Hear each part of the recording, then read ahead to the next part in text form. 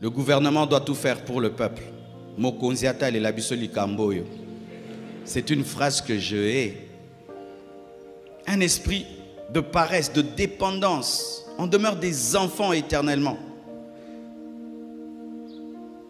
Le gouvernement doit essuyer nos assiettes.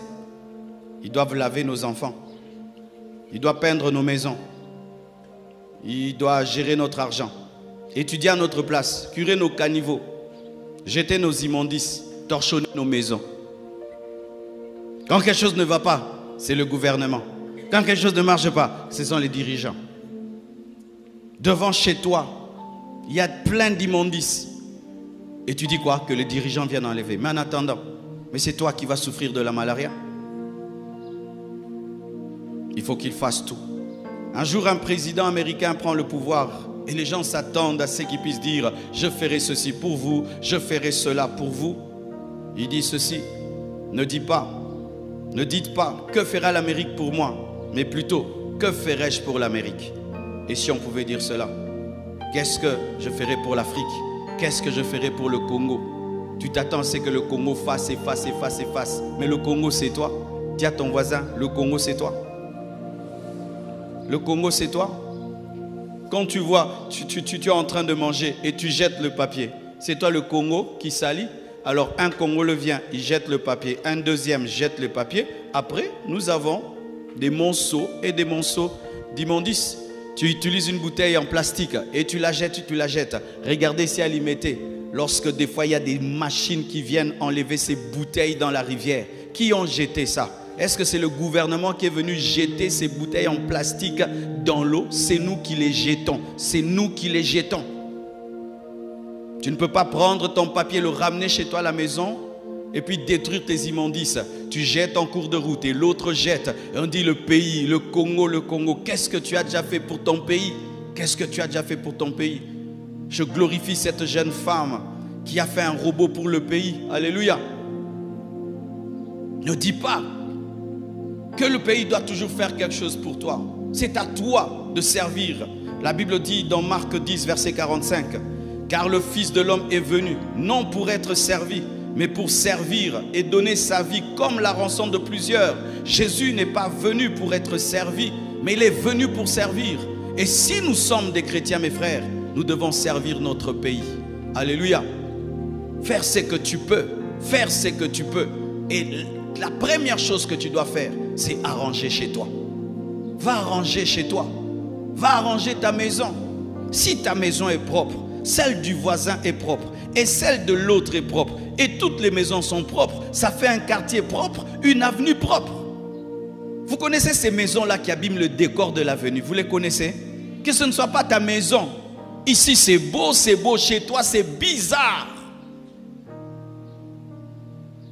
Dans certains endroits, mes frères, il n'y a même pas de clôture. Tout le monde voit la maison de l'autre. Et on te dit, chacun de nous doit tondre sa pelouse. Tout le monde tond sa pelouse. Et quand tu passes devant cette avenue, la pelouse est verte, elle est tendue, il y a des fleurs. Et ça fait que le quartier est beau. Mais le quartier est beau pourquoi? Parce qu'un homme a rangé chez lui. Quand tu négliges chez toi, tu négliges chez nous. Parce que chez toi, tu peux avoir une maladie que tu vas nous donner à tous. Le corona a commencé quelque part et s'est répandu dans le monde. Arrange chez toi.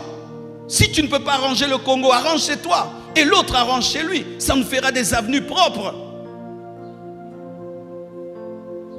Arrange ta chambre. L'autre arrange sa chambre. Et l'autre arrange sa chambre. Ça fait une maison propre. On fera pour moi. Le Congo fera pour moi. Les dirigeants, oui, ils doivent faire pour nous. Et voici même ce qu'ils doivent faire pour nous. Un dirigeant ne doit jamais dire « Moi, quand je prends le pouvoir, vous serez riche. » Ce n'est pas vrai. Il ne va pas venir nous donner de l'argent.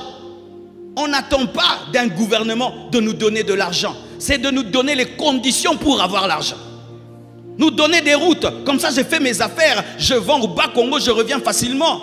Mettre l'eau et l'électricité. Comme ça, si j'ai une usine, elle tourne bien. Une douane moins chère. J'achète une voiture, elle arrive facilement. Oh, donne-moi la main, hein? Des crédits avec des bons taux, Bah, tu prends un crédit 15%. Une concurrence loyale, pas déloyale, où l'étranger, lui, a des avantages et moi, le fils du pays, j'ai des désavantages. Comme moi, je suis Congolais, je vais investir, et commission à gauche, commission à droite, commission, vous m'étouffez. Quand c'est l'étranger, vous les facilitez. Et donne-moi la main, hein?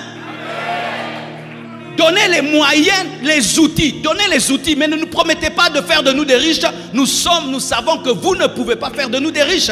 Mais mettez les conditions pour qu'on devienne riche. Qu'il y ait des aéroports, qu'il y ait des chemins. Comme ça, nous pouvons travailler. Mais nous n'attendons pas que vous veniez laver nos maisons. Alléluia. Et ça, vraiment, c'est quelque chose qui doit s'arrêter dans notre pays. Quand on ne donne pas le travail, alors il faut faciliter à ceux qui cherchent leur travail. Mais comment je commence à vendre? Vous laissez l'Indien vendre à 10 $. Moi, je suis obligé de vendre à 30 $ parce que je n'ai pas de crédit. J'ai trouvé l'argent difficilement. Mais lui, il m'étouffe en vendant 10 $. Moi, je vends 30 $. Il m'étouffe. Ailleurs, tu fais ça, on t'interdit parce que tu étouffes les autochtones à Dubaï.